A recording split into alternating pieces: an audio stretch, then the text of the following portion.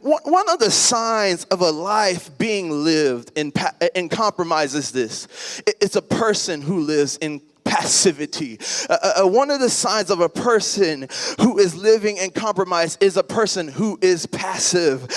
And I'm not saying not being humble, and I'm not saying not being peaceful, but can I say this? Sometimes passivity is disguised as wisdom when it's really cowardice.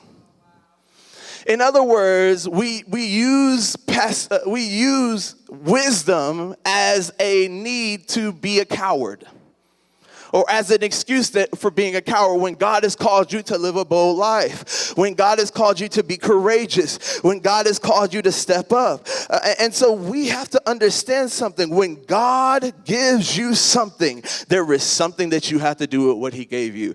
In other words, what am I saying about passivity? Passivity is when God gives you something and you do nothing with what he gave you. It's when you are dormant. It is when there is inactivity. It's when there is unresponsiveness. But when you are walking in the authority of what God placed on your life, there has to be action. When you are walking in the authority of what God placed on your life, there has to be movement. You cannot be fruitful and multiply and not do nothing. You cannot subdue and have dominion in the earth and not do nothing.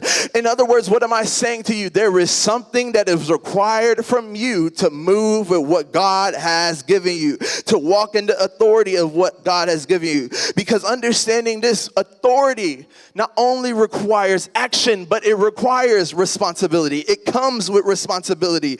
And that responsibility that comes with the authority that God has given you is not just management, but it is a call to uphold a standard. Well, I'm going to say that again. It is a call to uphold a standard. I know people don't like this, but can I tell you something? Authority calls you to uphold a standard. And people don't like this, really.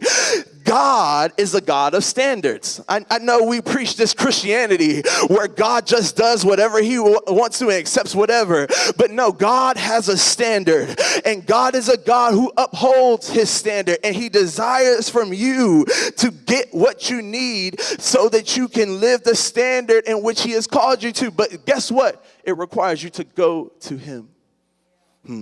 It requires you to walk in what he has called you to be.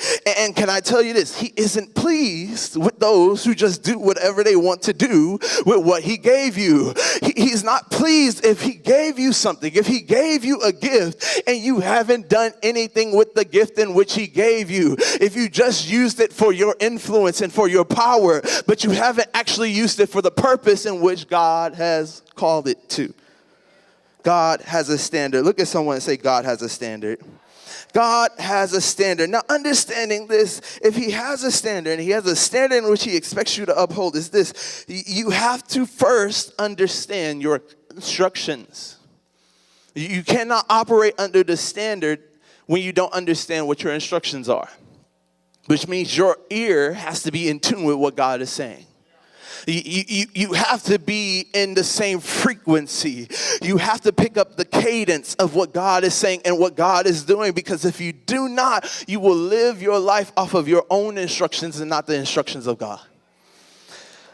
And so you have to understand the instructions, and then you have to follow the instructions. But then from understanding to following, you have to uphold the instructions. What do I mean? You have to keep the standard. You have to keep the standard in which God has set. Why? Because any place, and I want you to understand this, any place where God sets a standard, there will also be something to test if you're really about what you say.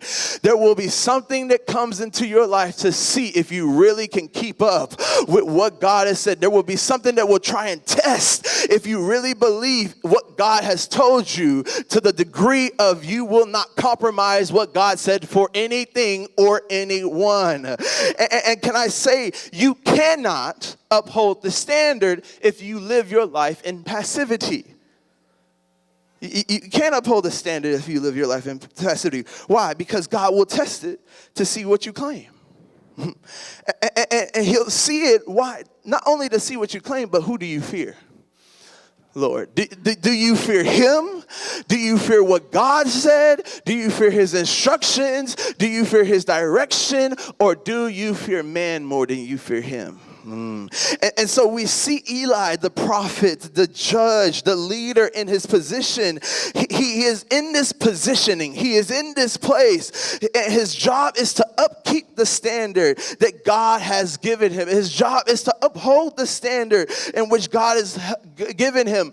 And so what he does is he goes to have a conversation with his sons about the evil in which they've been doing. And he says, oh, stop doing this evil that you've been doing. But therein lies the problem, because sometimes we think that having a conversation is enough, Lord Jesus. We think that we just talked it out, so that was enough to upkeep the standard. We think that we talked it out, so that was enough to uphold what God has said. But Eli talked, and he could talk all that he wanted, but he never confronted the problem. Lord Jesus. You can talk all you want, but talking doesn't mean you confronted the issue. See, Eli was positioned in a place of authority where he could actually say, hey, you can no longer be a priest. You are disqualified for this position. Why? Because God gave him that authority and that positioning so that when things were perverted outside of the standard, he could stand up and say, hey, you cannot exist in this place. But just having the conversation when God gave you the authority to deal with it, and oftentimes what happens is we look at God like, God, why you ain't doing nothing about it? God, why you ain't stop this? Why, God, why? And God's like, I gave you the authority to deal with it. Lord, are y'all listening to me? And so we see this happen. He has this conversation, and God has given him this positional authority. And we see this happen not only with Eli and his sons, but we see this happen with Saul and the people. Saul was the one who was in the positional authority to say, hey, we're not going to take what God told us to destroy. Adam, Lord Jesus, was in the positional authority. And he was the one who should have said to Eve, hey, we're not going to eat of this tree that God said that we shouldn't. Because when God gives you authority, he doesn't give you an authority just so you can sit on the sidelines and watch things transpire.